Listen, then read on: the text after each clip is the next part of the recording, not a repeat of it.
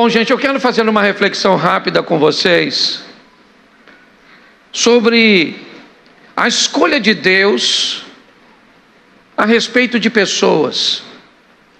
E Deus escolhe pessoas que certamente nós não teríamos coragem de escolher. Aliás, Deus escolhe pessoas cujas quais nós não gostaríamos nem de conviver com elas. O critério de Deus a escolher pessoas pode parecer esquisito demais, estranho demais para todos nós. Mas nós vamos olhar 4 textos e entendemos que cada pessoa carrega consigo um potencial, mesmo que esse potencial não consiga ser visto. E muitas vezes, ao ser visto, ele não é apreciado por pessoas. Muitas vezes esse potencial, quando está em alguém, na verdade outras pessoas até acreditam que ele está no lugar errado. Mas Deus não comete erros, ok? Nós temos e precisamos entender que quanto mais rápido descobrirmos esse potencial e colocarmos esse potencial em ação, vamos cumprir os critérios e a vontade de Deus. Então eu vou te mostrar 4 pessoas que provavelmente você jamais escolheria e não seria capaz de enxergar nelas o potencial que Deus viu. A primeira delas está em Marcos, capítulo 5, verso 2. Coloca para mim, por favor. Saindo ele do barco, lhe saiu logo ao seu encontro dos sepulcros um homem com espírito imundo. Feche os seus olhos. Senhor nosso Deus e Pai, em nome de Jesus, eis aqui a Tua palavra, desperta em nós o nosso chamado, a nossa missão, é o que nós te pedimos nesta noite. Toda distração caia por terra, em nome de Jesus. Você pode dizer amém? Bom, essa é uma história que já começa de forma estranha. No capítulo 4, no verso 35. Jesus vai convidar seus discípulos a ir ao outro lado do mar da Galileia. Isso provavelmente não soa muito agradável aos seus discípulos. Por quê? Porque é a terra dos idólatras, é a terra dos gentios, é a terra das pessoas cujas quais não seguem os padrões morais das leis judaicas. Lá não tem o sacrifício, certo? A do cordeiro.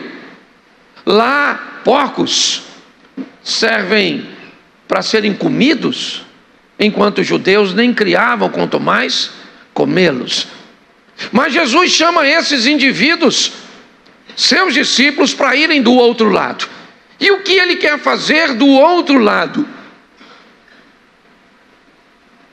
O texto diz, nesse texto, que assim que ele chega do outro lado, está aí, ó, saindo ele do barco, lhe saiu logo ao seu encontro dos sepulcros um homem com espírito imundo.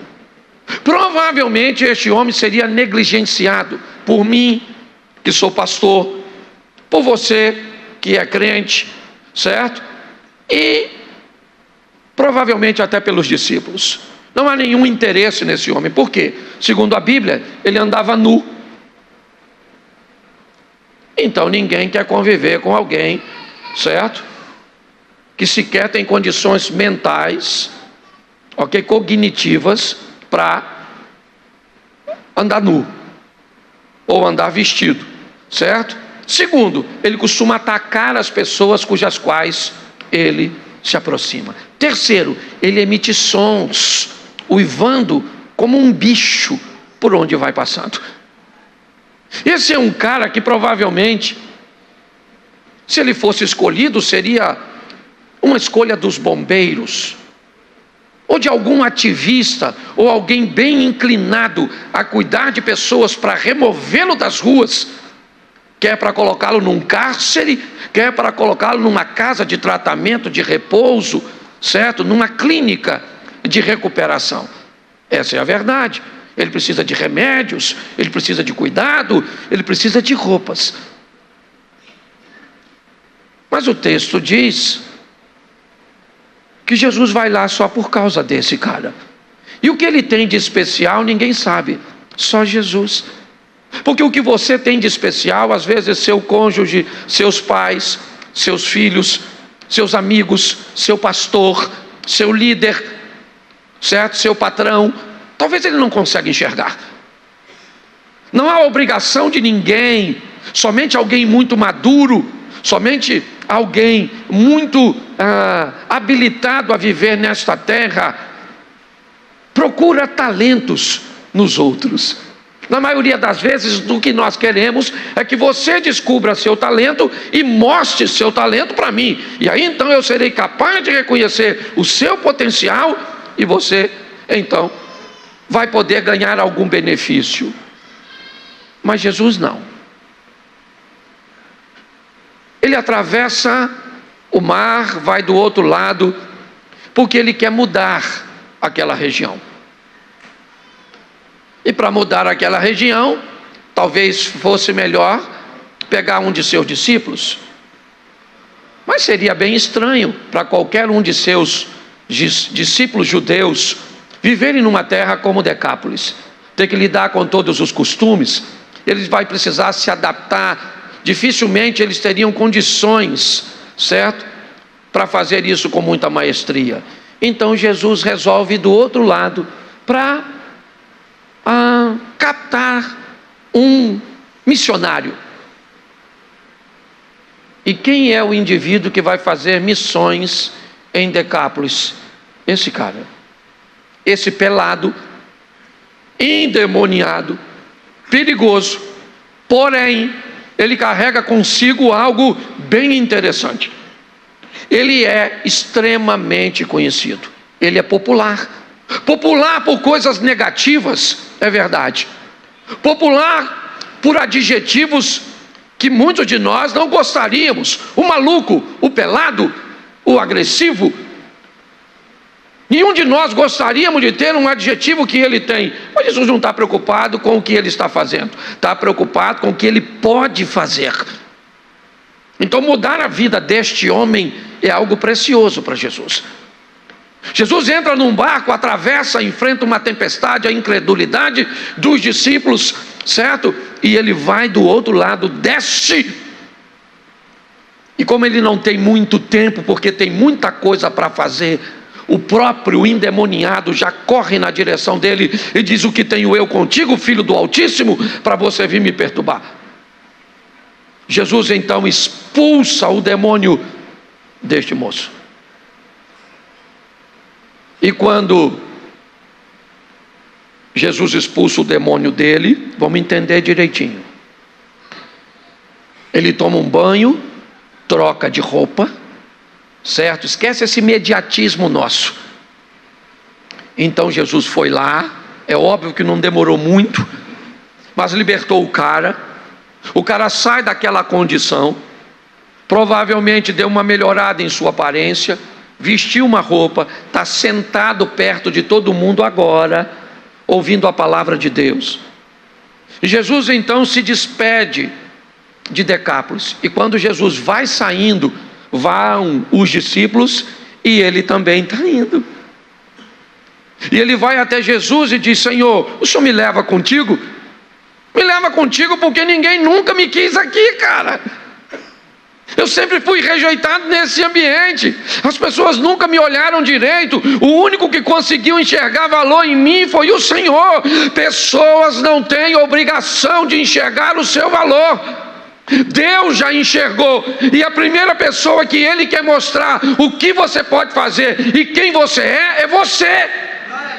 Pare de querer a aceitação das outras pessoas e aprenda a se amar, a se valorizar, a se respeitar. Até porque as pessoas vão seguir este padrão. As pessoas vão te respeitar como você se respeita. Elas vão usar tom de voz, adjetivos, certo? Da maneira que você tolerar. É assim que funciona. Pode ser o seu patrão, ele pode ser bilionário. Você pode ser o faxineiro e tem um gerente da empresa dele. E ele pode tratar o gerente muito pior se o gerente não souber se posicionar, e tratar o faxineiro com muito mais educação, porque o faxineiro se posiciona. Entendeu? É assim que funciona. Ninguém viu o valor dele, então ele quer ir embora daquele lugar. É lógico, eu quero andar com Jesus. Ele diz: Senhor, me leva aí com o Senhor, deixa eu entrar no barco. Jesus falou: não, meu filho, vá para a tua casa, vá para os teus, e mostra para ele quão grandes coisas o Senhor fez por você. Volta para casa. Mas agora você não volta mais nu, você volta vestido. Você não volta mais louco, você volta são. Você não volta vazio, você volta cheio. E eu vou mudar essa terra através de você. Dá para botar o capítulo 8 de Marcos? Bota a partir do verso 1, 8:1. Marcos 8. É que eu não tinha pedido esse texto para ele, certo? Naqueles dias, havendo uma grande multidão, não tendo o que comer, chamou Jesus a si os seus discípulos e disse: tenho compaixão da multidão, porque há 3 dias que estão comigo e não têm o que? Isso. E se os deixarem em jejum, né? se os deixarem ir em jejum para suas casas, desfalecerão no caminho, porque alguns deles vieram de longe. E os seus discípulos responderam: de onde poderá alguém satisfazê-lo de pão aqui no deserto? E perguntou-lhes: quantos pães tendes? E disseram: 7. E ordenou à multidão que se assentasse no chão, e tomando os pães, tendo dado graças, partiu e deu-lhes, certo? E deu aos seus discípulos para que pusessem diante deles, e puseram diante da multidão. Vamos lá. Tinham também alguns peixinhos, e tendo dado graças, ordenou que também os pusessem diante dele. Comeram e saciaram-se, dos pedaços que sobraram, se levantaram 7 cestos. Olha agora. E comeram, e os que comeram era o quê? Quase o quê? Quase 4.000. Estão falando apenas de homens, sem falar de mulheres e crianças. Essa é a segunda multiplicação dos pães. Não confunda com a primeira, certo? Com a musiquinha dos 5 pães e 2 peixinhos. Aqui são 7 pães e não tem o número dos peixes. Tá certo? Porque essa é a segunda multiplicação dos pães. Primeira multiplicação dos pães acontece em Cafarnaum, em solo judeu, sobrando 12 cestos de resto de pães, simbolizando o ministério de Jesus sobre as 12 tribos de Israel. Segunda multiplicação dos pães é essa, de Marcos, onde o final do capítulo 7 narra o local que ela acontece. Jesus está caminhando, por termos de Tiro e de Sidom, entrando no território de Decápolis por cima, pelo norte de Israel, certo? Em direção à Síria. E ali ele celebra a segunda multiplicação. Essa é a segunda multiplicação. Ela acontece, preste atenção, certo? No ambiente, certo? Que não é dos judeus. Por isso sobram 7 cestos, simbolizando o ministério de Jesus às nações, às 7 nações pagãs. Pastor, o que o senhor está querendo dizer? O que eu estou querendo dizer é muito simples. É que 2 anos e meio depois da primeira visita, onde Jesus liberta o gadareno no capítulo 5, ele volta no capítulo 8 para fazer a segunda multiplicação dos pães. Segundo esse texto, depois de 2 anos e meio, tem mais de 4.000 pessoas para ouvir Jesus. E eu pergunto a você: quem foi o missionário que ficou ali pregando nesse período e mostrando um cara que ninguém dava nada para ele? Porque Deus pode fazer através de nós grandes coisas que jamais poderíamos imaginar. Ninguém imaginaria que um cara nu, endemoniado, fedorento, perigoso, seria o maior evangelista daquela região. Posso escutar um amém? Amém. Então você fala para quem está do seu lado: se Deus fez isso com ele, imagina o que pode fazer com você. Para estender isso de uma forma mais ampla, vamos trocar de gênero, porque senão parece que homem é homem. Vamos para uma dona agora. João capítulo 4, verso 7. Veio uma mulher de Samaria tirar água e disse: Jesus, dá-me de beber. É a mesma situação. Jesus está indo da Judéia para a Galiléia, passa por Samaria e essa dona está lá.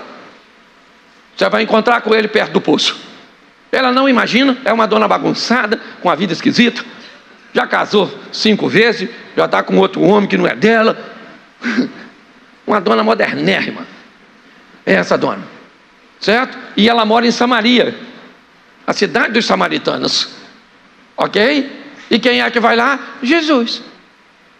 Eu posso te dizer com certeza, se Jesus não estivesse ali, os discípulos não passariam lá. Mas como Jesus está, ele fez pior, ele ficou fora da cidade e mandou o discípulo entrar. Vai lá e compra comida, que eu vou ficar aqui. Perto de meio-dia vem a dona, coitadinha, tira água. Cordinha, certo? Cântarozinho. Chegou lá, Jesus falou: dona, beleza, senhora, me dá um pouco d'água. Ela falou: como o senhor ousa falar comigo que sou mulher samaritana? Ele falou: dona, se você me soubesse quem sou eu, você que me pediria, e eu te daria da água viva. Ela falou: o poço é fundo, o senhor não tem com o que tirar, a corda e o cântaro está na minha mão. Ele falou: dona, só não está entendendo nada. Quem beber desta água tornará a ter sede, porém daquele que beber da água que eu lhe der nunca mais terá sede, porque a água que eu lhe der se fará um manancial que salte para a vida eterna. Aí a dona gostou, falou: onde pois o senhor tem dessa água aí, que a gente não precisa voltar para beber? Um hidratante que hidrata para a vida inteira. Ele falou: lourinha, vai embora. Não é verdade, não está entendendo nada do que eu estou falando. Aquele que beber desta água tornará a ter sede, porém aquele que beber da água que eu lhe der nunca mais terá sede, porque a água que eu lhe der se fará um manancial que salte para a vida eterna. A mulher falou: estou entendendo nada. Ele disse: eu sei. Vamos fazer o seguinte, vai lá e chama o seu marido. Ela falou: marido? Bom, acho melhor a gente continuar falando da água, porque se eu for falar de marido é vergonha. Ele falou: bem verdade, disseste, você não tem marido, porque você já teve 5 e o que tu tens agora não é teu. Ela falou: veja que o senhor é profeta. Ele deve ter falado: é isso que eu estou tentando te mostrar desde o começo.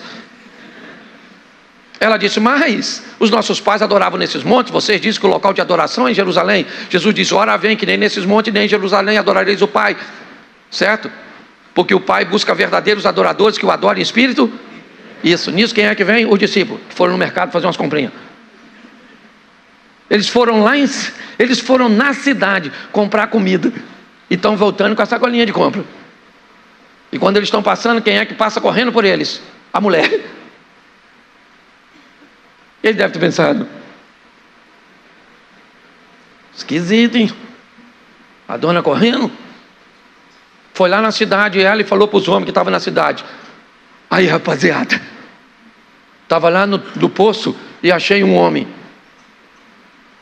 Pensa os caras. Outra vítima. Ela falou: não, eu achei um homem diferente. Eu achei um homem que me disse tudo quanto eu tenho feito. Os caras devem ter pensado: finalmente alguém teve coragem de falar com a senhora. Ela falou: não sabe o que eu estou achando? Eu estou achando que ele é o profeta, ele é o Messias, ele é o Cristo. E alguém deve ter pensado: ô dona, se enxerga.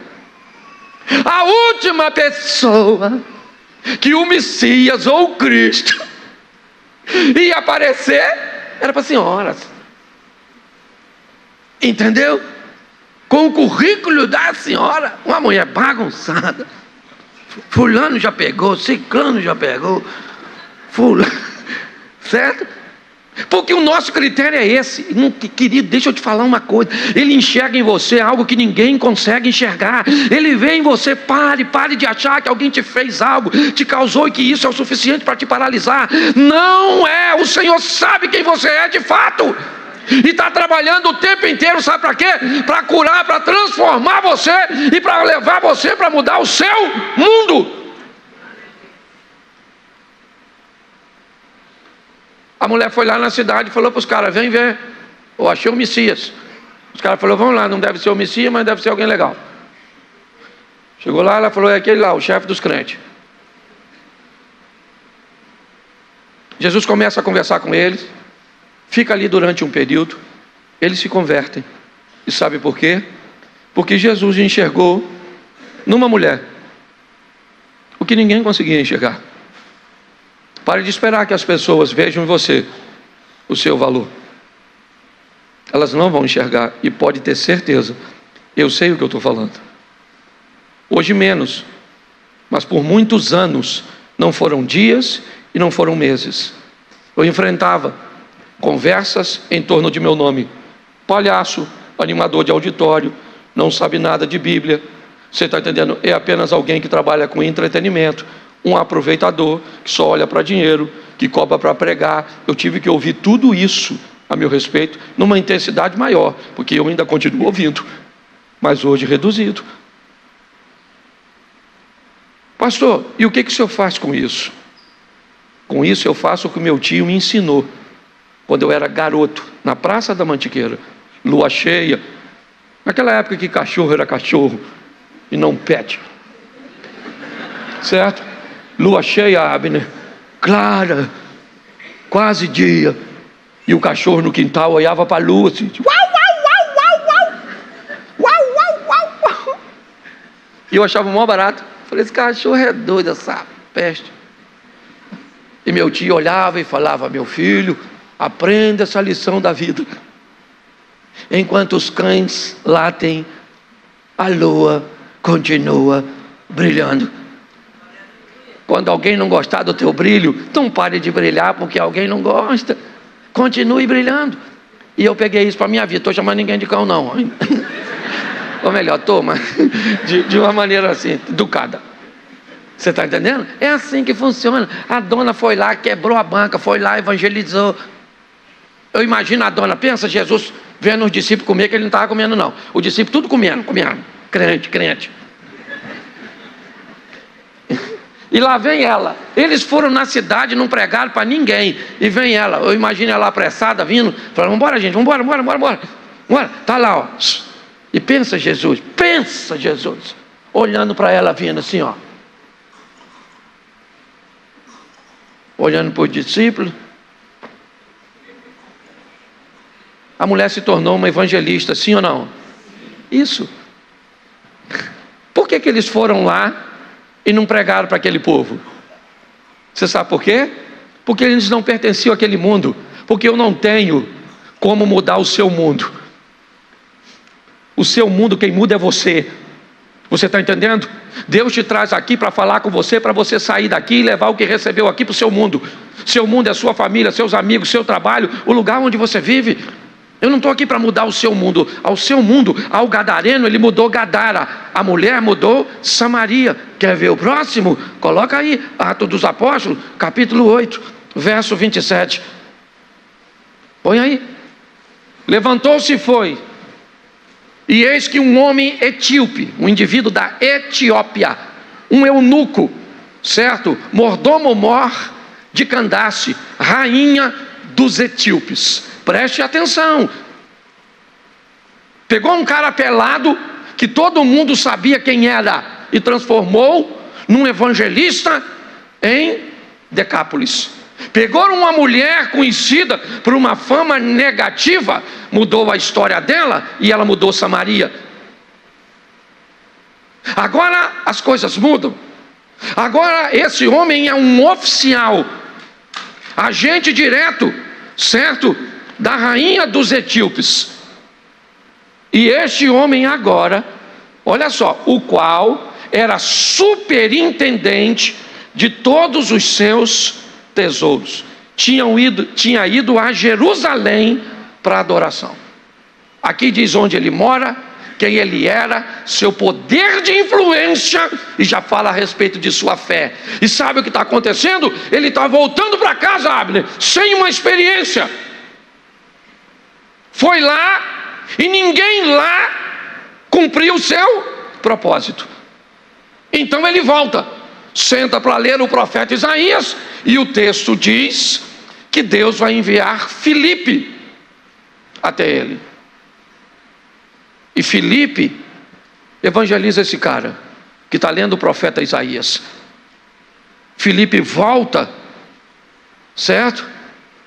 Para a área da Galileia, me parece, e ele vai embora, batizado, indo em direção à Etiópia. Levando o quê?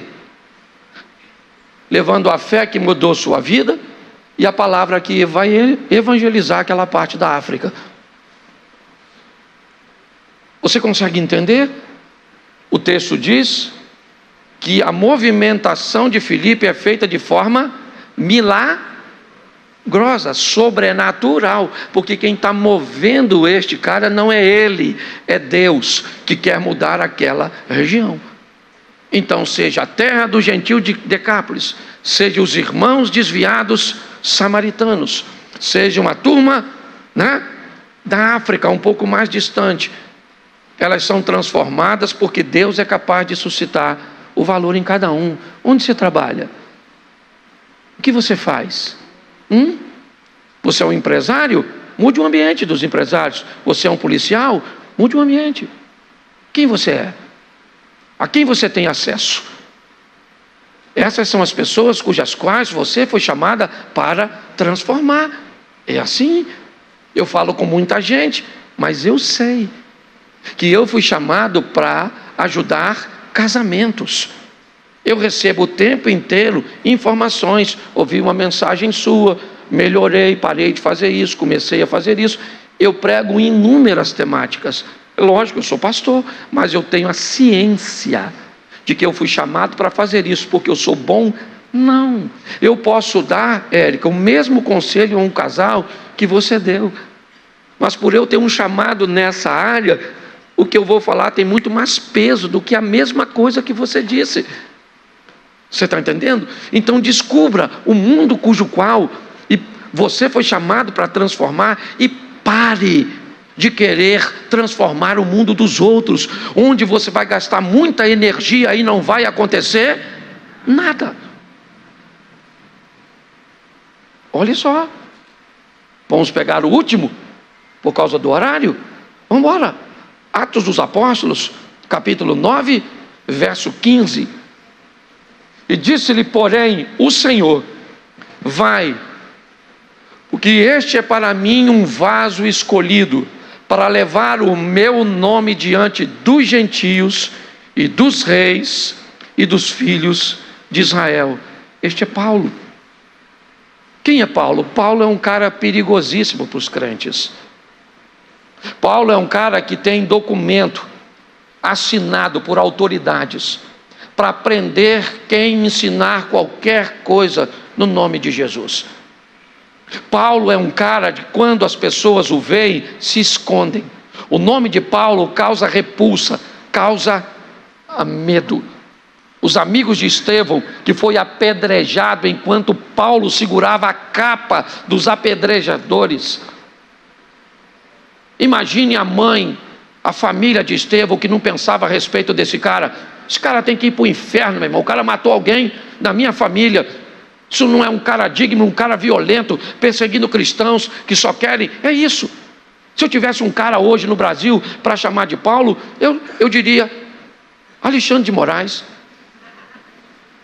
E você, quando olha para ele, provavelmente, o que você pensa? Isso é um crápula, um indivíduo que teria que morrer. Morrer sim, é verdade. Mas segundo a Bíblia, não vos peço que o tire do mundo, mas que o livre do mal, que morra para o pecado e se levante uma nova pessoa. Deus tem poder para fazer isso? Sim ou não? Sim. Isso. Mas normalmente a maioria dos crentes, meu irmão, está orando para ele desce fogo, porque a justiça do Senhor vai e vai matar. Você não é crente, você faz voodoo, faz um bonequinho careca e manda bala. É ou não é verdade? Ué? Esse cara é perigosíssimo. Ananias recebe uma tarefa cuja qual ele não quer cumprir. Ele conversa com Deus, vai ler, que eu não sou obrigado a ler tudo. Olha só, olha o que Ananias fala: Senhor, deixa eu falar uma coisa para o Senhor. O Senhor sabe quem é esse cara aí que o Senhor está falando para mim lá? Esse cara é perigosíssimo. Esse cara não vale nada. Não sei se falaram para o Senhor. Isso é um perseguidor. O Estevinho, ó, cantou para subir por causa dele. Então eu vou logo avisando. E aí o que o Senhor disse? Vai, meu filho, porque este é para mim um vaso. Para quê? Um vaso escolhido para fazer nada. Porque tem uns membros que acham que Deus escolheu ele para nada. Você fica sentado assim, uma hora Jesus volta. Vá para o inferno. Não é verdade? Para mim, ele é um cara escolhido para cumprir uma missão. Cada um de nós temos a nossa.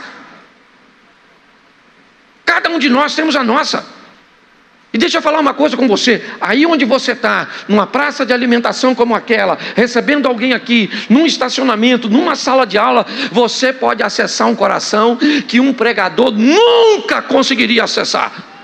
Numa fila de ônibus, não é verdade? Num ambiente fora da igreja, porque a sua missão é mudar seu mundo. É assim que funciona. Sabe aquilo que você consegue depois de uma jornada mensal de trabalho? O seu salário, ele vai todo para um lugar só? Não, ele é distribuído. É assim que funciona. Você pega de um local, é verdade, mas aqui uma conta de luz, ali de telefone, ali você paga o colégio das crianças, aqui você faz isso, você faz as compras, é o combustível, é isso aí. O que você faz? Você entrega ao seu mundo, certo? É lá, você tem o pet que cuida do seu cachorro, então vai um dinheirinho para o cachorro. Aí você compra uma raçãozinha na loja de ração, vai um pouquinho para lá. E você compra onde? Você compra no ambiente que representa o seu mundo. Ele diz, olha, esse cara que vocês acham que deveria morrer, esse cara que realmente, eles não estão falando mentira não. Eles estão falando verdade. Paulo era tudo isso que eles temiam. Mas Deus enxergou nele e disse, olha, isso é o que esse cara faz sem mim. Agora eu entrei nele.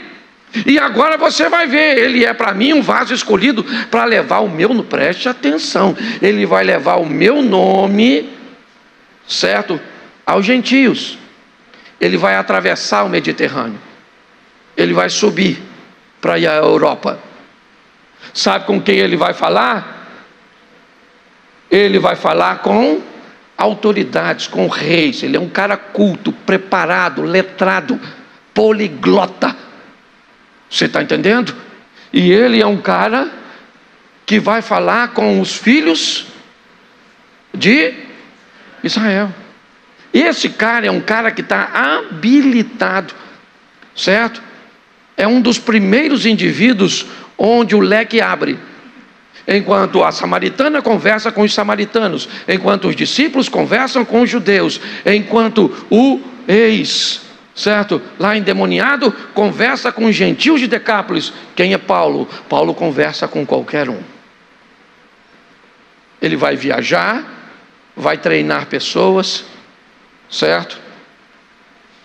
E preste atenção, quando você vê Paulo escrevendo cartas à igreja de Colosso, à igreja da Galácia, à igreja de Filipos, certo? É sempre assim. O missionário vai à frente, observa o que está acontecendo, vê os problemas que a igreja está. Aqui nós temos problemas com liderança, aqui nós temos problemas com infidelidade econômica, aqui nós temos pessoas que estão elegendo homens como seus líderes. Um diz, sou de Paulo, outro de Apolo, certo? Então ele vem e escreve uma carta, ou seja, baseado nas informações cujas quais ele recebe de seus missionários enviados. Posteriormente ele então envia recomendações, ações, atitudes, e sempre posteriormente fazia uma visita com uma certa regularidade. O que ele está fazendo? Mudando seu mundo. Hoje eu vim aqui para dizer a você, você pertence ao mundo, e você foi resgatado para uma missão. Como Paulo, é para mim um vaso escolhido para levar.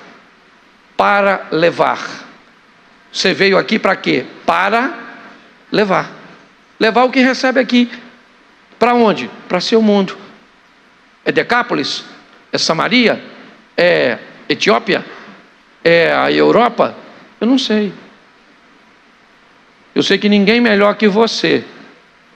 Por quê? Porque as pessoas te conhecem. É isso. O gadareno, todo mundo sabia quem o gadareno foi e quem ele se tornou. Certo? Todo mundo sabia quem a mulher samaritana era e quem ela se tornou. Todo mundo sabia quem o etíope era e quem ele se tornou. Todo mundo sabia quem Paulo era e quem ele se tornou. E todo mundo sabe quem você é e quem você se tornou. Entendeu? É quem que você se torna que torna a sua mensagem poderosa. Eu não quero saber o quanto você sabe de Bíblia. Eu quero saber o quanto de você não existe mais, para que uma nova criatura entrasse em você. Você está entendendo? Eu não quero saber o quanto a sua vida melhorou economicamente, que você era pobre, enriqueceu porque aceitou Jesus. Eu não quero saber isso. Eu quero saber o quão de crente tem dentro de você. Eu quero saber o quão de novidade de vida. É isso que todo mundo está a fim de olhar. Até quem falar de forma errada, ruim, certo? Vai ter que reconhecer. Pode te criticar? Pode. Porque deixa eu te explicar como é que funciona. Quando você é ruim, uma pessoa ruim, de estilo de vida, provavelmente essas pessoas não vão falar mal de você na sua presença, na sua frente, mas vão falar mal de você quando você estiver longe. Quando você tem uma vida correta, quando você é um crente decente para seus pais, para seus filhos, para seus amigos, escute o que eu vou falar. Eles vão falar mal de você na sua frente. Vão debater. Vão dizer que você, certo, é uma pessoa ultrapassada, retrógrado, um fundamentalista. Mas quando estiverem longe de você e alguém tentar falar mal, sabe o que elas vão falar? Falar mal de fulano não. Fulano é gente boa, é legal. Não, é crente. Crente, estou falando que é porque eu convivo, eu sei que é chato. Entendeu? Fundamentalista. Mas é crente. Então nós vamos sair daqui e o que levamos de poder não é o que levamos de conhecimento. O que levamos de poder é o que levamos de transformação. Então vamos embora para casa, vocês que vão nesse primeiro culto, que eu ainda vou depois do segundo, para mudar seu mundo. Entendeu? E se você está com alguém do seu mundo, olha para o lado dele e diz: eu pertenço ao seu mundo. Muda aí, poxa. Isso, o marido falaram com a mulher com a força danada. Quero fazer uma reflexão com vocês sobre a importância de ser sal e luz. São duas coisas que estabelecem um referencial, que atrai para si a atenção. Ok? A Bíblia diz que todo aquele que acende uma lâmpada não a esconde embaixo da cama. A proposta da lâmpada é ser colocado num ponto bem visível, até porque para que se aproveite o máximo possível da luz daquela lâmpada. O sal é a mesma coisa. Ele é aquele que cumpre seu papel sem a necessidade de chamar a atenção. Todas as vezes que alguém, numa comida principalmente, falar do sal, é porque a comida provavelmente não está legal, certo? Se alguém falar do sal, é porque ou tem sal demais, ou tem sal de menos. Dificilmente alguém vai falar: nossa, o sal está na medida certa. Então a proposta de Deus é criar seus servos, porque as duas comparações são para nós: sal da terra, luz do mundo. É que nós nos tornemos uma referência para outras pessoas. A Bíblia diz que nós somos embaixadores dos céus aqui na terra. Ou seja, alguém que não pertence àquela nação, mas que vai para uma base daquela nação em outra nação.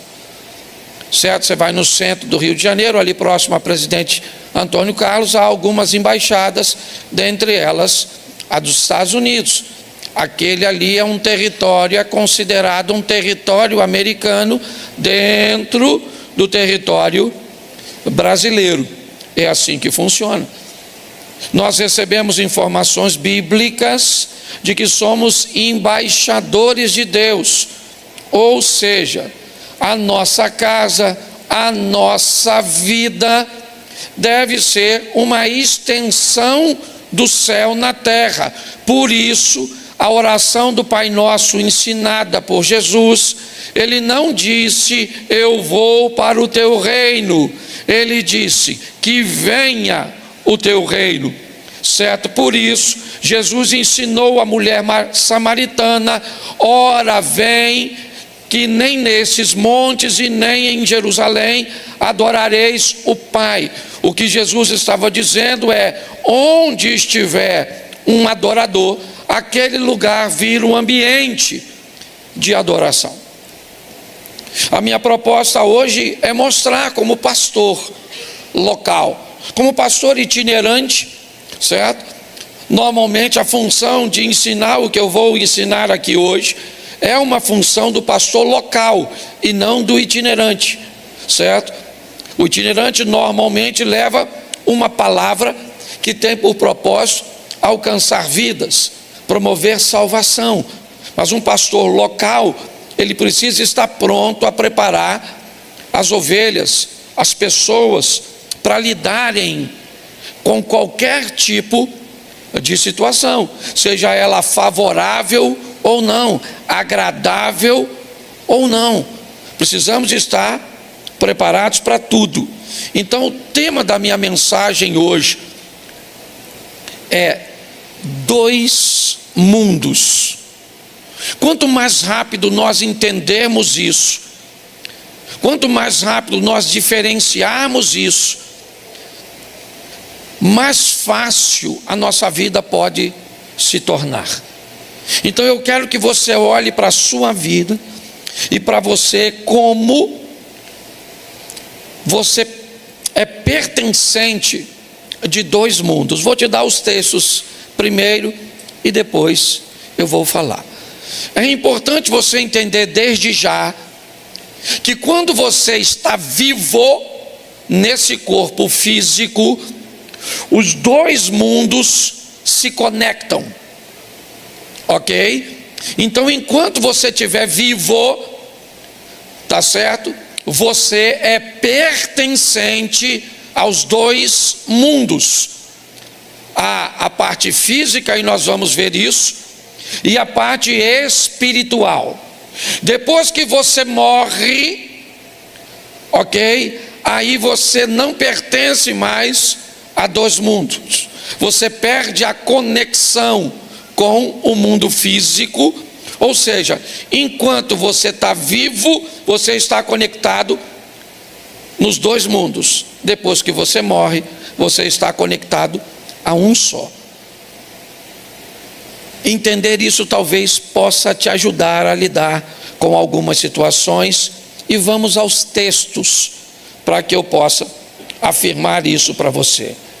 Gênesis, preste atenção, deixa eu te fazer uma pergunta. Imaginemos que você tem um filho. E vamos imaginar que você vai escrever um livro a respeito da vida que esse filho pode ter. Esse livro então tem 66 capítulos. Você deseja que seu filho seja abençoado, que ele seja próspero. Me diga, por favor, para não correr o risco de seu filho não conseguir ler o livro todo, talvez ele fique desanimado, talvez ele vá alegar que não entenda as escrituras que você escreveu. Se você quisesse garantir o sucesso desse seu filho, você colocaria essa informação em qual capítulo, ou em qual capítulo desse livro? Qual capítulo? Você colocaria no primeiro.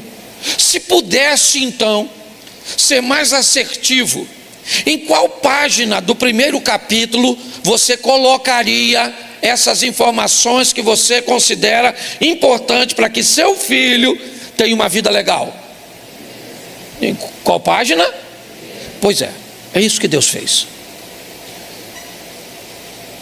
Percorrer o primeiro capítulo da Bíblia é tirar de lá, e eu já fiz isso aqui em outra ocasião, não vou fazer hoje,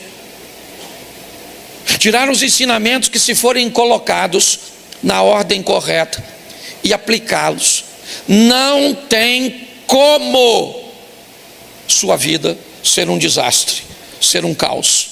Não tem, é impossível, tá certo?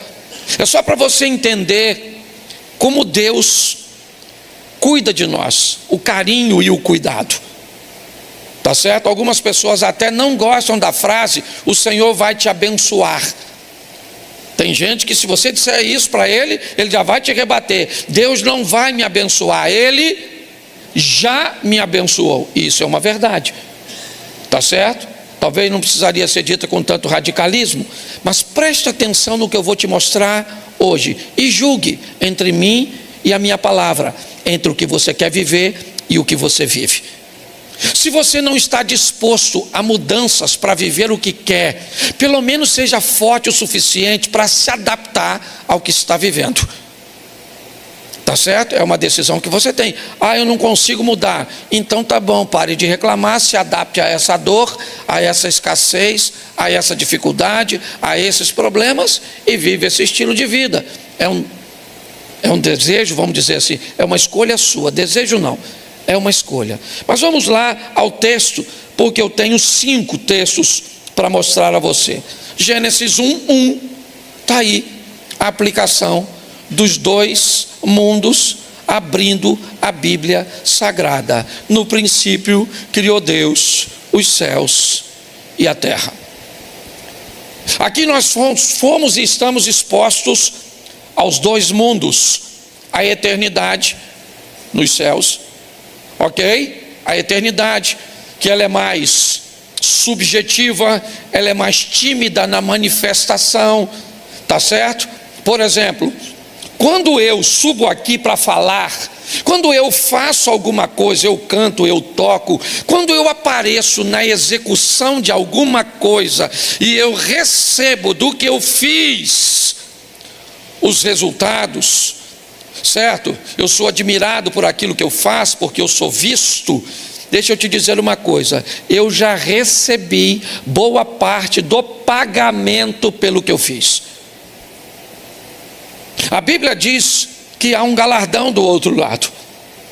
E não se espante se hoje você vê alguém que prega, que canta, que faz aqui, e um dia, quando virarmos essa página para o outro mundo, você vê alguém que estava sentado aí, que nunca pegou nesse microfone, com um galardão maior do que o que subiu aqui.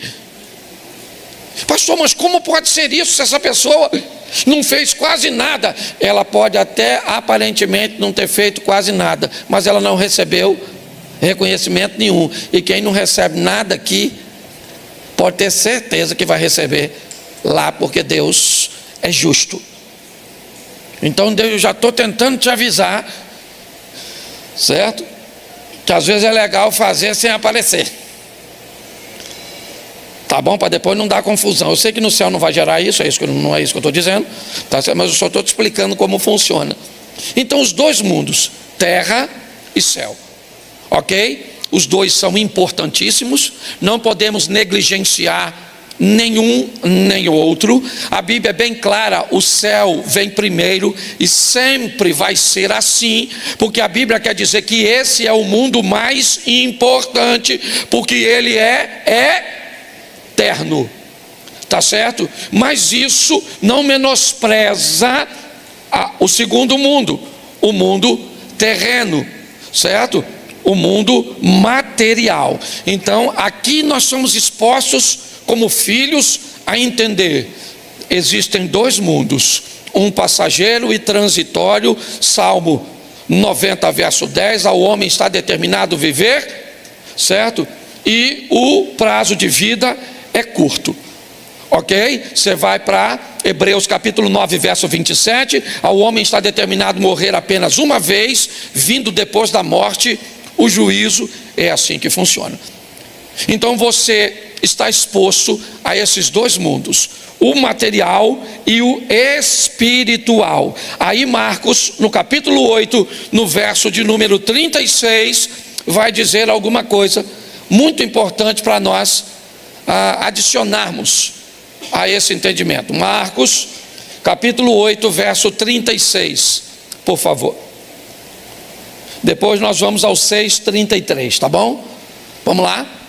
Pois que aproveitaria ao homem ganhar todo o mundo e perder a sua alma? Aqui está falando dos dois mundos também.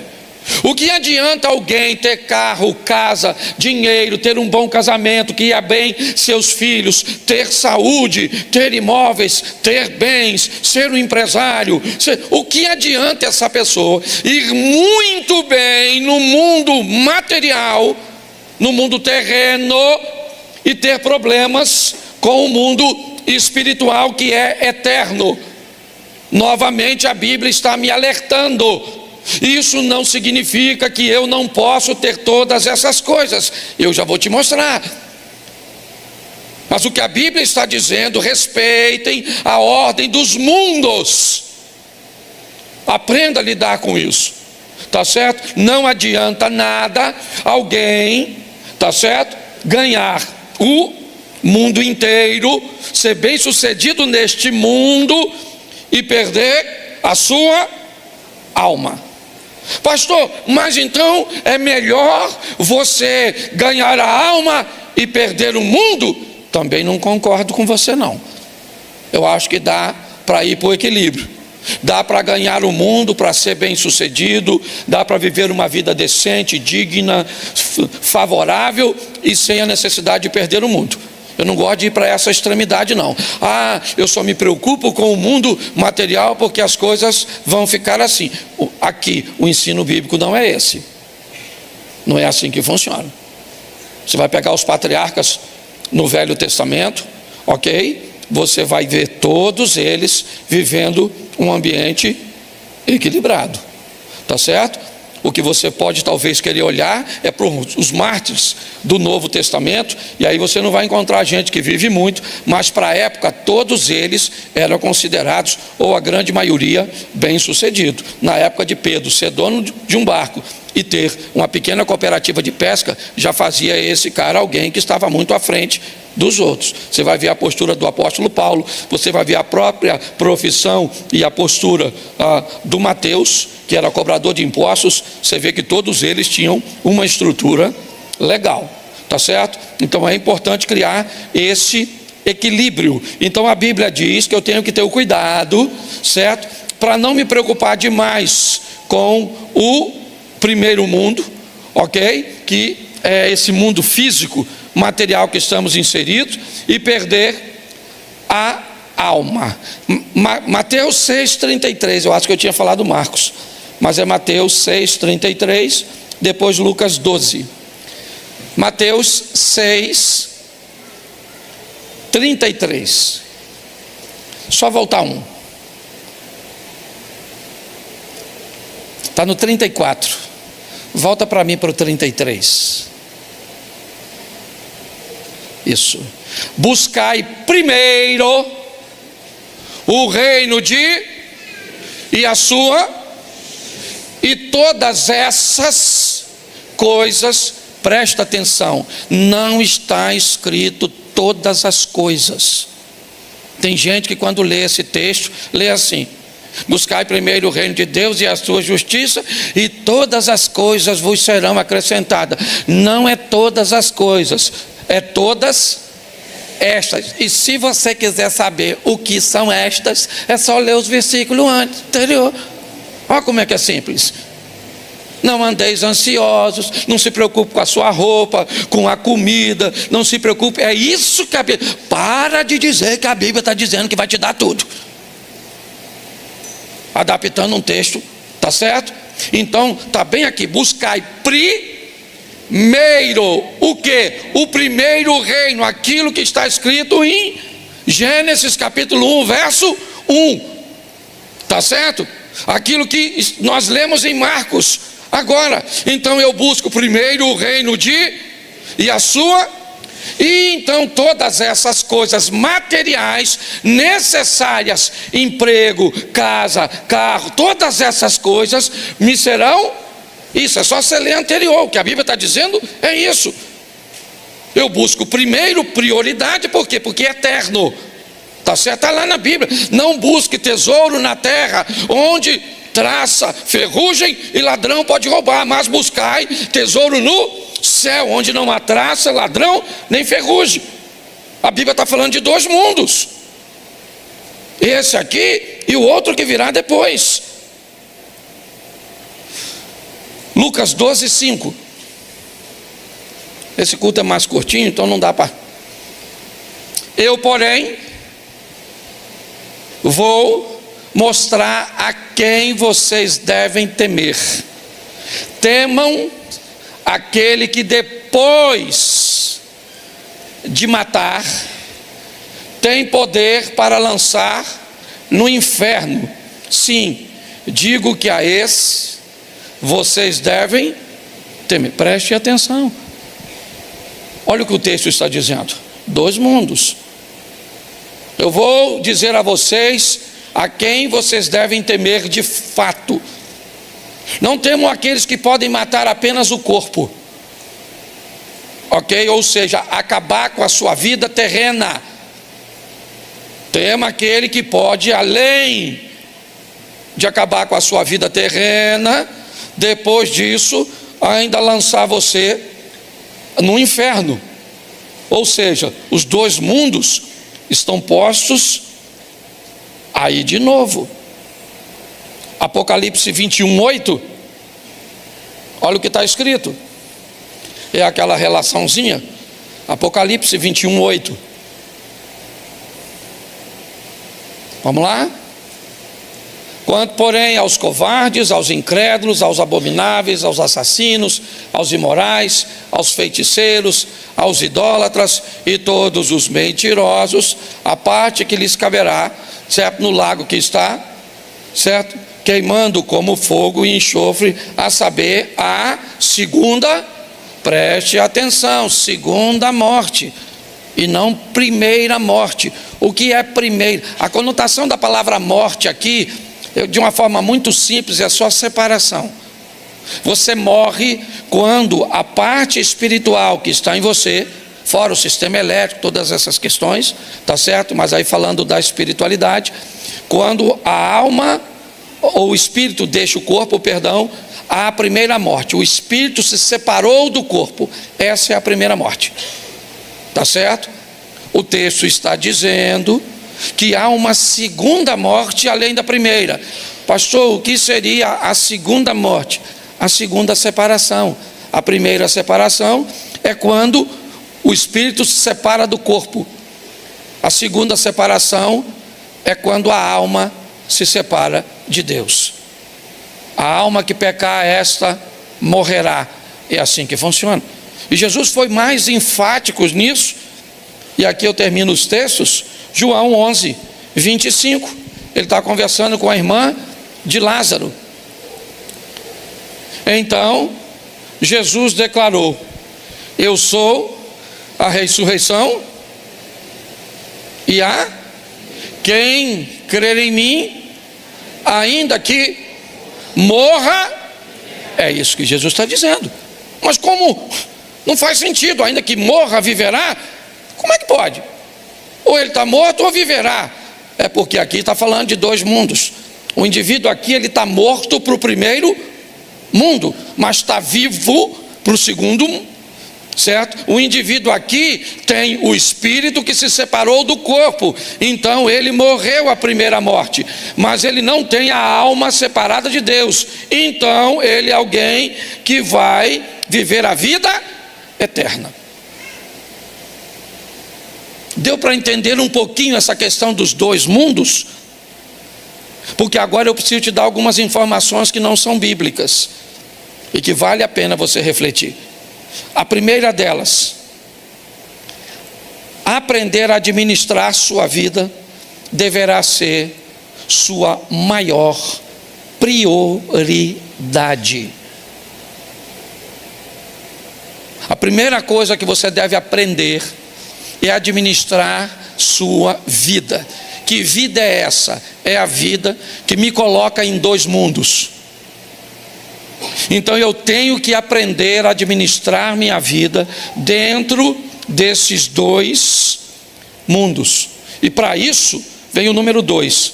Eu preciso entender de fato que ela é dividida em duas estruturas: física, material, humana, biológica. Você está entendendo? Coisas dessa terra.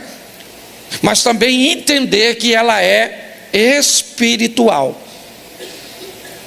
E para isso, na nossa mente precisa ser implantado a visão de que isso é uma verdade, e mais do que isso, eu tenho que buscar entender, separar e, o mais importante, administrar. Eu tenho que entender, são dois mundos, eu pertenço a ele. Eu tenho que separar o que é espiritual do que é material. E eu tenho que aprender a administrar. Porque eu posso ouvir vozes na minha cabeça, na minha mente, que não vêm do mundo espiritual, e sim do mundo físico, que também é emocional. Se eu não tiver condições, se eu quiser pegar coisas materiais e inseri-las num campo da espiritualidade, eu posso ter sérios problemas. Deixa eu te explicar uma coisa. Isso parece duro, parece alguém de... Mas eu preciso nortear, porque é isso que eu estava falando com Deus quando eu estava preparando essa palavra. Vocês caminham comigo. Então não posso aplicar a visão de uma outra pessoa no que diz respeito a reino. Deixa eu te falar, na minha cabeça, fé não paga a conta. Fé não compra as coisas. Você está entendendo? Comprar as coisas por fé, para mim é irresponsabilidade, a não ser se Deus orientou você. Não pode. Deus orientou você, então tá bom. Pastor, eu comprei um carro pela fé porque Deus falou. Pode ter certeza, seu carro nunca vai ficar com uma prestação atrasada. Seu carro nunca vai ir para busca e apreensão. Agora, se em algum momento ele for, você pode ter certeza, não foi Deus que falou com você, porque Deus não é irresponsável. Esse dia alguém falou comigo assim: pastor, o senhor vai orar por um carro que Deus me deu? Eu falei: claro, cara. Quem te deu? Foi Deus. Eu falei: não, isso eu sei, você já falou. Eu quero saber quem Deus usou para te dar. Ele falou: não, mas não foi assim não. Eu comprei. Eu falei: não, peraí. Você sabe o que é algo dado? Dado é dado. Eu tenho um carro ali fora que está coberto, um vermelho, que eu estava reclamando no bom sentido. Certo? Eu estava lá no Tuninho, no bairro Amazonas, jantando, e eu perguntei a ele: Tuninho, ele é um cara muito bem sucedido, tu já ganhou carro? Que eu estava com uma encrenca que pastor Gerson de Petrópolis ganha um carro atrás do outro. Eu nunca ganhei carro. Eu falei: tu já ganhou carro, Tuninho? O Tuninho falou: nunca ganhei não. Eu falei: eu também nunca ganhei. Esses caras ganham carro, fica contando ainda na igreja que ganha carro, só me deixa com raiva. Será que eu estou em pecado? Por isso que eu não ganho carro? Não estou reclamando não, que eu tinha dinheiro para comprar o carro, mas eu também, falar que ganha seria legal. Peguei meu carro, ele falou que não tinha ganho, e eu também não ganhei. Peguei meu carro e saí. Quando eu saí do Mendanha, que eu peguei a Avenida Brasil, o cara me manda a foto de um carro. E aí, pastor, olha que carro legal. Eu olhei, um Fusca, um Zé do Caixão, vermelhinho, bonito, um troço, Fusquinha quatro portas. Falei, nossa, que Fusca bonito. Ele falou, o senhor sabe quanto custa? Eu falei, rapaz, esse carro não tem mais preço, ele só tem valor. O preço dele é baixo, o valor vai de quem aprecia. Aí eu falei, mas nem me mostra, porque se eu chegar com mais um carro antigo em casa, minha mulher me põe para fora. Gente, entre esse emaranhado todo, não deu uma hora. Aí ele me manda uma mensagem com a foto do carro. O carro é seu, pastor, manda buscar.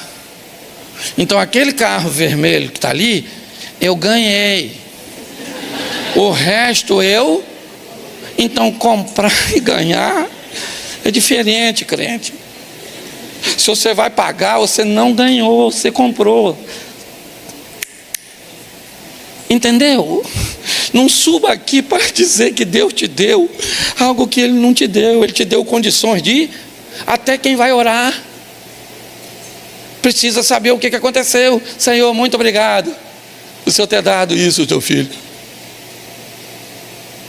Não, pastor, eu comprei, agora estou bem empregado, está sobrando um dinheirinho, tem um negocinho para receber, e está tudo certinho, a prestação está dentro do meu orçamento, então o senhor ora para eu não ficar desempregado nesse período, para pagar tudo certinho. Aí, ok?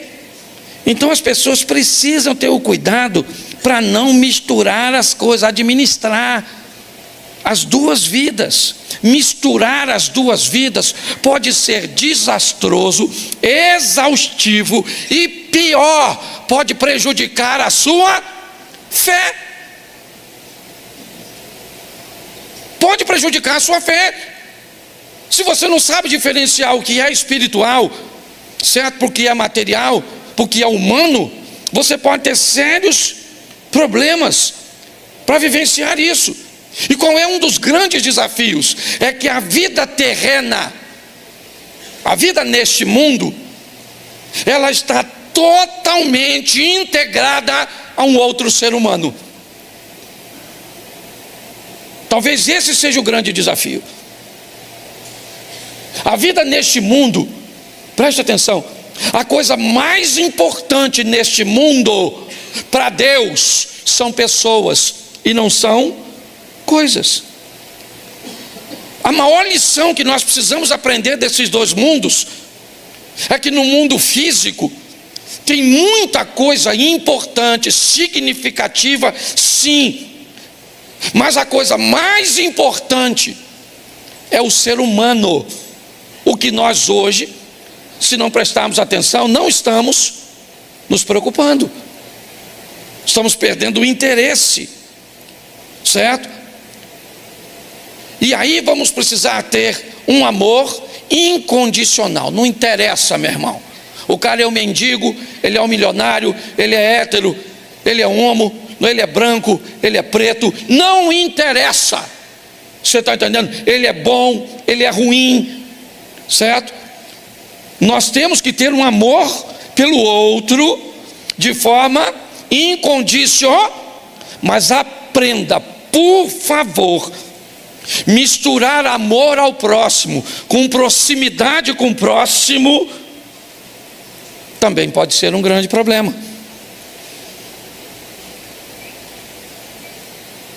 Eu gosto e falo isso nas minhas palestras. Repita comigo assim: quem começa achando que todos são bons, termina achando que todos são maus.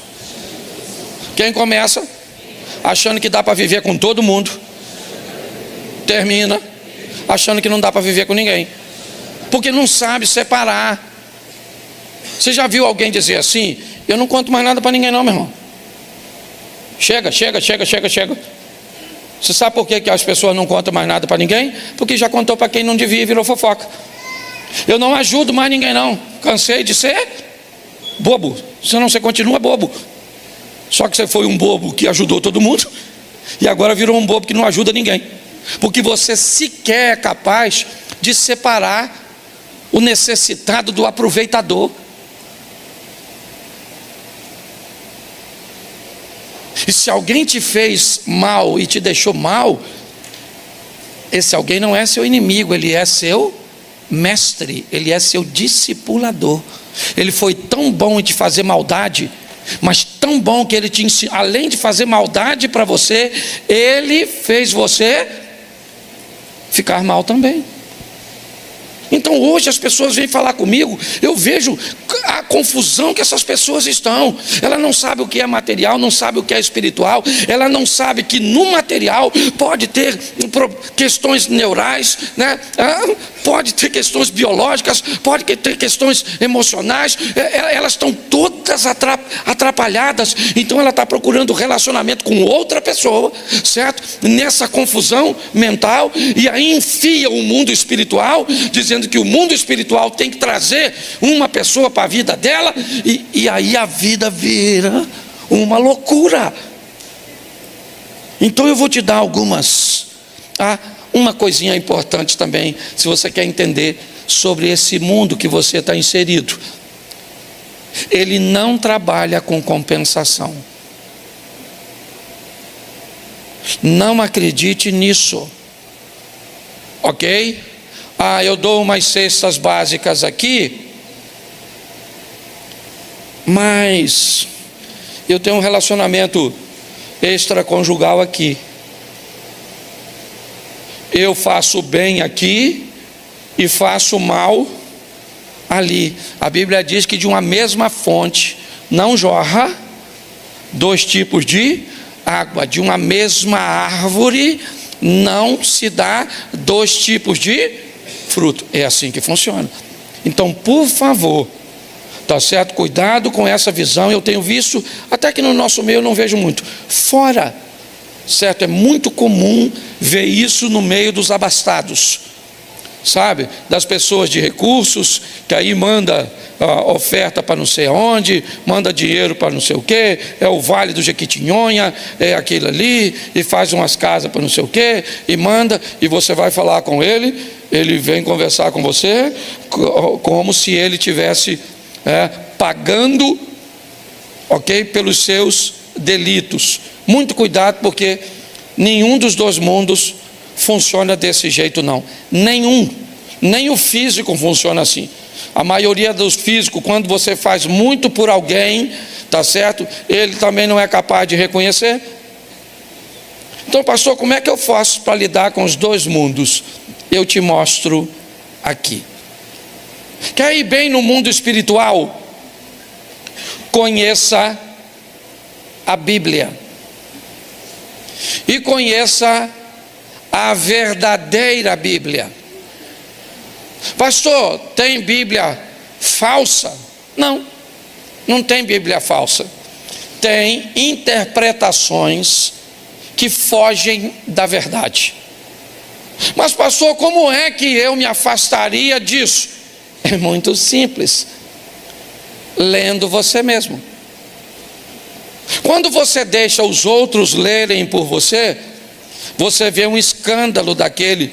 Na época, eu não lembro o repórter que foi, entrevistando um senhor que leu adúltera, e leu adultera no lugar de adúltero, certo? E isso fez com que ele pegasse a mulher do membro. O pastor, ele leu assim: vai lá e adultera com a mulher do seu irmão. Ele mostrou o texto para o irmão disse: é isso que está escrito? É, então pega. Quando o repórter foi entrevistar ele, o pastor, o repórter disse: não, mas não está escrito adultera, não, está escrito adúltera. Ou ainda bem que o senhor me falou, mas já tinha pego, a casa já caiu. Sabe qual é o problema? O problema é que a maioria das pessoas fica com a leitura dos outros. Aí está assim de gente na internet, ensinando tudo de qualquer jeito. Tá certo? Aí a sua vida está toda bagunçada, porque você fica escutando aqui, escutando ali, escutando lá. É um problema sério. Então, você quer ir bem na sua vida espiritual? Conhecimento bíblico. Segunda coisa para a vida espiritual: oração.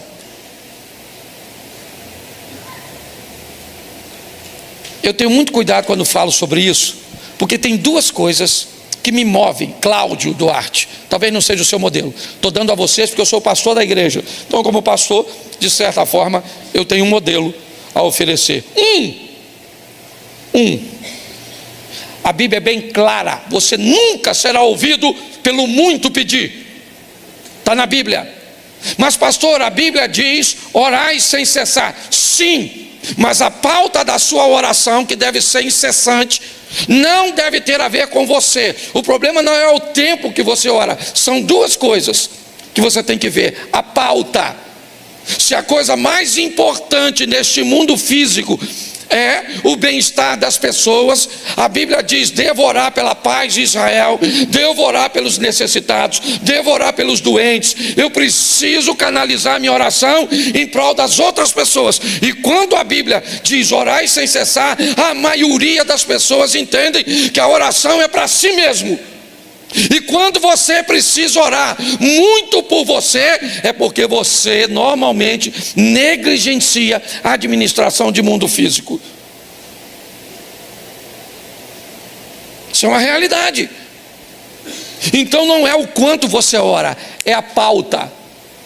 Eu converso muito com minha esposa. Tá bom, eu quero saber qual é a pauta. Isso é que vai dizer sobre a intimidade de vocês. Não é o quanto vocês conversam sobre os filhos, sobre a igreja, mas quando é que a conversa tem a ver com vocês? O amor de vocês, a comunhão de vocês, a união de vocês. Quando a pauta, certo? Porque a pauta é o assunto que é importante. Então eu preciso da verdade e eu preciso da oração, porque a oração também me ajuda a entender aquilo que eu li. Terceiro, obediência ao que eu li. Olha, depois de Deus, a pessoa que mais entende de Bíblia se chama Satanás, o diabo. Ele é o maior entendedor de Bíblia depois de... Mas ele é obediente? Sim ou não? Então qual é a diferença entre Satanás e um cristão? É que Satanás conhece a Bíblia, mas não obedece. E o cristão conhece a Bíblia e obedece. Então o mundo espiritual eu preciso conhecer e obedecer. Isso. Quer melhorar o mundo espiritual, o relacionamento nessa área e nesse ambiente? Jejue. Jejum estabelece de uma forma simples duas coisas: poder e proximidade. É isso. No jejum você se aproxima de Deus e adquire do jejum poder para enfrentar coisas que sem ele você teria muito mais dificuldade. Tudo isso é mundo espiritual e bons relacionamentos. Salmo 1. As coisas sempre começam ali no início. Primeiro, bem-aventurado o varão que não anda segundo o conselho dos ímpios, não se detém no caminho dos pecadores, não se assenta à roda dos escarnecedores, antes tem seu prazer na lei do Senhor, e na sua lei ele medita de dia e de noite, e será como uma árvore plantada junto ao ribeiro das águas, cuja as folhas não caem, e os frutos, está tudo escrito lá no Salmo. Então, se eu quero desenvolver uma vida espiritual, você vai me perguntar, pode ver, meu filho está aqui. Você perguntar a ele quantas vezes me viu jejuando, me viu orando, me viu... Pouquíssimas vezes. Pouquíssimas vezes. Certo? Não tem a ver com o que as pessoas estão vendo que você faz, a não ser que você queira estabelecer um exemplo. Aí é outra coisa. Tá certo? Mas é importante nós entendermos isso. Então eu quero desenvolver o mundo espiritual. O que é que eu faço? Eu leio a Bíblia, eu oro, eu obedeço a Deus, eu jejuo e eu estabeleço bons relacionamentos. Bom, então vamos agora sair do mundo espiritual e vamos para o mundo físico. O que é que eu tenho que fazer para entender e viver bem no mundo físico? Primeiro, de tudo que se deve guardar, guarda em primeiro lugar o seu coração, porque é dele que procede as saídas da vida, é o que diz a Bíblia. guardar sua mente, guardar seus pensamentos, observar o que você está assistindo, o que você está conversando, o que está entrando. A mente, sabe o que ela é? Ela é como se fosse um almoxarifado. Pensa, você vai numa empresa e vê o almoxarifado. Se você observar o almoxarifado da sua loja, todo mundo vai saber o que sua loja vende, porque o que sai na loja é exatamente o que entra no almoxarifado. Então, não é difícil saber o que você está vivendo, é só olhar o que você está fazendo, é só olhar as suas escolhas. Quando você olha para alguém e vê o que ele está fazendo, como ele está se posicionando, não tem como entrar nele coisas boas e sair coisas ruins. Isso é uma coisa muito simples. Por isso que eu estou dizendo, não tem que espiritualizar. Isso aqui não. Guarda o seu coração, porque está nele, ou é dele que procede as saídas da vida. Segundo, aprenda, está na Bíblia, o dinheiro por tudo responde. Aprenda a administrar dinheiro, aprenda a lidar com ele, ou você vai ter problemas para o resto da sua vida, uma vida apertada, uma vida regrada, uma vida desafiadora, porque a Bíblia diz, o dinheiro por tudo responde. Aí o que você quer fazer? Negligencia a administração, dinheiro, e vamos para a oração, para pedir a Deus para abrir porta. Então está desconectado esse negócio. Eu não estou dizendo que você não deve orar por isso, ok? Eu estou dizendo é que precisa haver uma conexão, tá certo? Terceiro, volta para cá também no mundo físico, bons relacionamentos. Assim como o mundo espiritual requer de você, certo? O mundo físico, você vai precisar estabelecer bons relacionamentos, escolhas. O ano vai virando, o que você faz no final do ano? Quantas pessoas no final desse ano vão sair da sua vida? Vão sair da sua intimidade? Vão deixar de ser próximas? E vão deixar lugares para próximas pessoas? Uma das coisas mais abençoadas numa floresta, sabe o que é? O sol. Entra numa floresta e você pode ver uma árvore bem fininha e ela está toda tortinha assim, ó. O galinho vai para lá, às vezes ela está desse tamanhozinho, já foi 3 ou 4 voltas. Sabe o que ela está tentando? Pegar o sol que entra pela clareira. Onde ele tiver, o calor tiver, ela vai tentando. Entra e você vai ver o tamanho das árvores grandes e a dificuldade das árvores pequenas de sobressair. Sabe o que elas estão esperando? A queda de uma árvore grande, porque todas as vezes que uma árvore grande cai numa floresta, sabe o que ela abre? Uma clareira.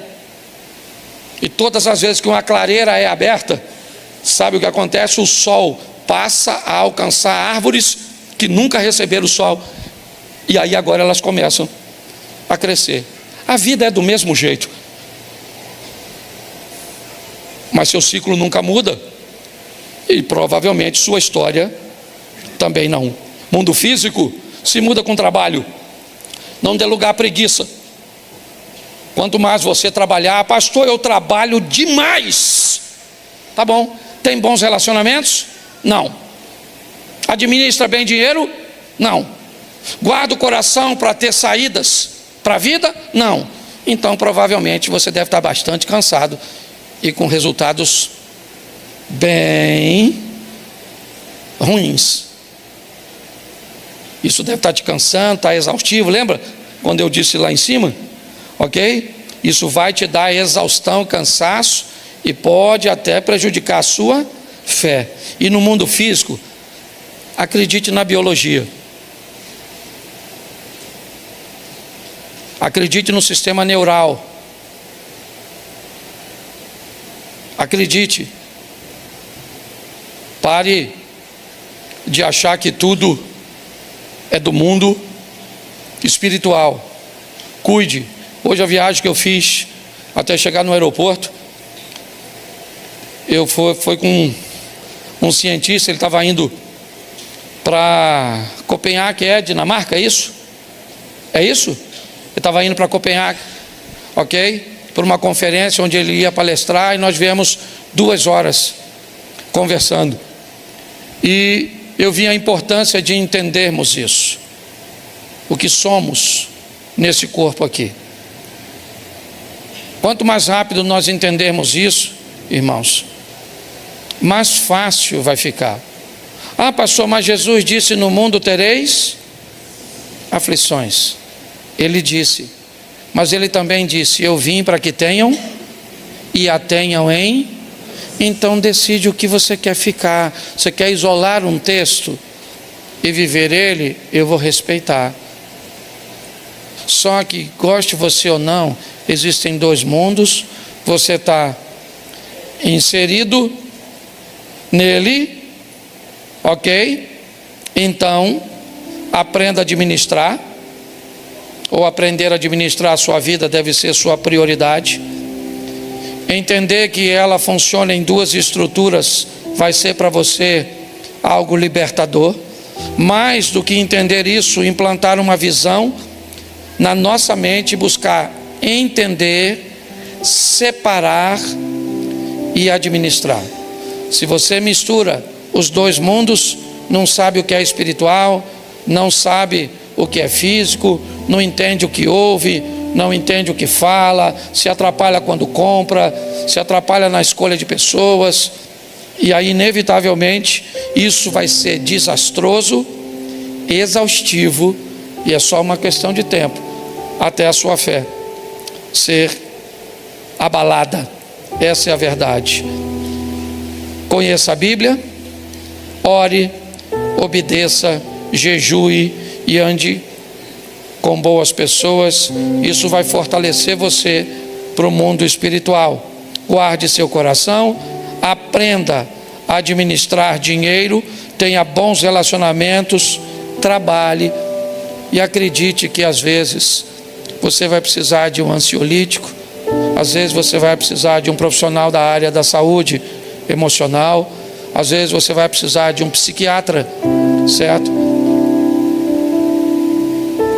Porque por não acreditar nessas coisas, até hoje, na igreja, não só na igreja, mas na maioria dos lugares, se você falar: eu estou indo no psiquiatra, alguém vai falar: fulano está doido.